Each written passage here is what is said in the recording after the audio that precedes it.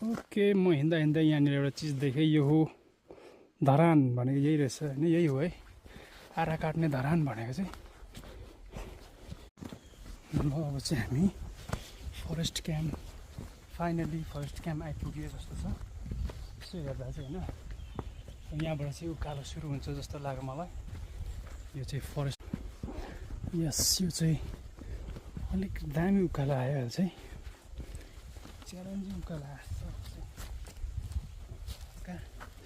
stairs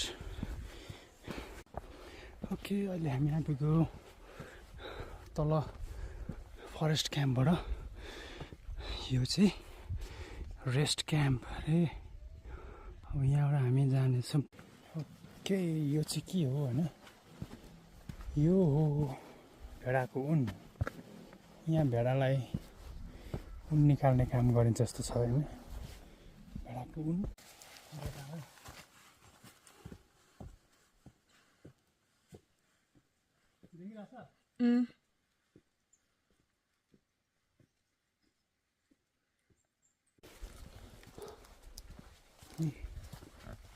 बेला बेला पानी चाहिँ खाइरहनुपर्छ होइन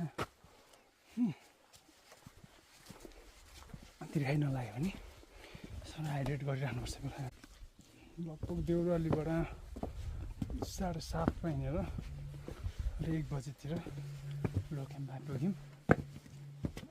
एकदम होसियार लागेर के अहिले चाहिँ त्यहाँ लोक्याम्पमा खाना खाने भनेको थिएँ तर नखाने भइयो एकैचोटि अलि माथि ट्विन पिक आधी घन्टा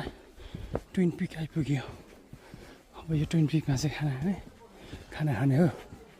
यहाँनिर यस यस्तो होसियार लागेको छ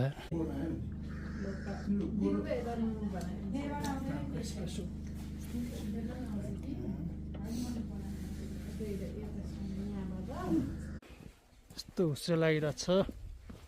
अब भर्खर यहाँ खाना खाइयो होइन यहाँ ट्विन पिक होटलमा अनि एस्प्रेसो खाइयो 200 यो के चरा हो यो यस्तो चरा त कहाँ तल थुनेर राखेको हुन्छ यो दाना सानो सानो रातो भ्यू चाहिँ के गर्नु अब भ्यूै नदेखेपछि यस्तै छ यतिखेर यहाँ एउटा यत्रो हिमाल होला